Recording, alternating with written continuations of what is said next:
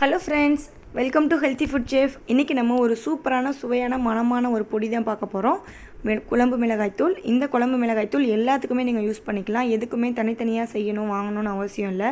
இந்த ஒரு இது வந்து வெஜ், நான்வெஜ், கிரேவி, புளிக்குழம்பு, சாம்பார், வத்தக்குழம்பு எல்லாத்துக்குமே யூஸ் பண்ணலாம். அந்த அளவுக்கு டேஸ்ட்டாகவும் வாசமாகவும் இருக்கும். பசங்களுமே ரொம்ப விரும்பி சாப்பிடுவாங்க. கரெக்டான காரத்தில் ரொம்பவே வாசமாக நல்லாயிருக்கும். இது வந்து எப்படி செய்கிறது, எந்தெந்த அளவில் செய்கிறதுன்னு நான் சொல்கிறேன்.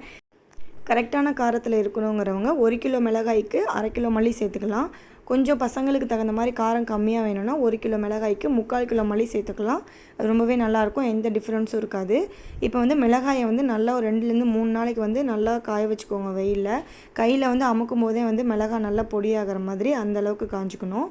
அதே மாதிரி மற்றதெல்லாம் வந்து நம்ம வடை சட்டியில் வறுத்துக்கலாம். நான் வறுக்கிற வீடியோவை எடுக்கலை, ஆனால் நான் வந்து வேறு வீடியோ உங்களுக்கு வறுக்கிறது வேணும்னா நான் டிஸ்கிரிப்ஷனில் லிங்க் தரேன், அதில் போய் பார்த்துக்கோங்க. இதில் வந்து ஷார்ட்டாக உங்களுக்கு சொல்லணுங்கிறதுக்காக அந்தந்த அளவு மட்டும் நான் வறுத்து போட்டிருக்கேன். எல்லாத்தையுமே வந்து மிதமான சூட்டில் 2லேருந்து 3 நிமிஷத்துக்கு வறுத்துட்டு இந்த மாதிரி நியூஸ் பேப்பரில் கொட்டிக்கோங்க. அதோட ஹீட் போனதுக்கப்புறமே நீங்கள் வந்து ஒன்றா சேர்த்து மிக்ஸ் பண்ணி நம்ம அரைக்கிறதுக்கு கொடுத்துக்கலாம். இப்போ 1 கிலோ மிளகாய்க்கு நான் 1/2 கிலோ மல்லிங்கிற மாதிரி எடுத்து வச்சுருக்கேன். அடுத்து என்னென்ன பொருள்னு பார்க்கலாம். இப்போ 1 கப் அளவுக்கு கருவேப்பிலையை இந்த மாதிரி கையில் அமுக்கும் போதே பொடியாக போகணும், அந்த மாதிரி பதத்துக்கு வறுத்து எடுத்துக்கோங்க. அடுத்தது மிளகு 150 கிராம் அளவுக்கு, கிளாஸ்லேயும் 100 கிராம் கிளாஸில் நீங்கள் 1.5 கிளாஸ் அந்த அளவுலேயும் நீங்கள் எடுத்துக்கலாம். பச்சரிசி 200 கிராம். அடுத்தது துவரம்பருப்பு 200 கிராம். எல்லாத்தையுமே நான் வறுத்து கொட்டி வச்சுருக்கேன். அடுத்தது உளுந்தம்பருப்பு 200 கிராம், இந்த மாதிரி லைட்டாக சிவக்கிற கலருக்கு.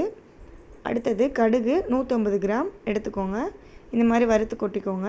கடலைப்பருப்பு ரொம்ப தீய விட்டுறக்கூடாது, மிதமான சூட்டில் வறுத்து கொட்டிக்கணும். வெந்தயம் 100 கிராம் அளவுக்கு. எல்லா பொருளுமே வறுக்கும் போதே லைட்டாக வாசம் வரும், அந்தளவுக்கு நீங்கள் வறுத்து எடுத்திங்கன்னா போதும். சோம்பு 100 கிராம். சீரகம் 150 கிராம் அளவுக்கு. நான் வந்து டிஸ்கிரிப்ஷனில் எவ்வளோ அளவு அப்படிங்கிறதையும் கொடுத்துட்றேன், அதுலேயும் போய் பார்த்துக்கோங்க. பெருங்காயத்தூள் ஒரு பெருங்காய கட்டியாக இருந்துச்சுன்னா 2லேருந்து 3 பீஸ் அளவுக்கு போட்டுக்கோங்க. தூள் வந்து அதுக்கு தகுந்த மாதிரி 3லேருந்து 4 ஸ்பூன் அளவுக்கு சேர்த்துக்கோங்க. இப்போ ஒரு பெரிய பாத்திரத்தில் இல்லை ஒரு பக்கெட்டில் போட்டு மிளகாயும் மல்லியும் லைட்டாக மற்ற வச்சு கொத்திக்கோங்க, ஏன்னா அது வந்து அதிக குவான்டிட்டியில் இருக்கும். இந்த மாதிரி குத்துனதுக்கப்புறம் நம்ம அந்த வறுத்து வச்சுருக்கிற எல்லா பொருளும் வந்து இப்போ மெஷினில் கொடுத்து அரைக்கிறதுக்கு மொத்தமாக சேர்த்துக்கலாம்.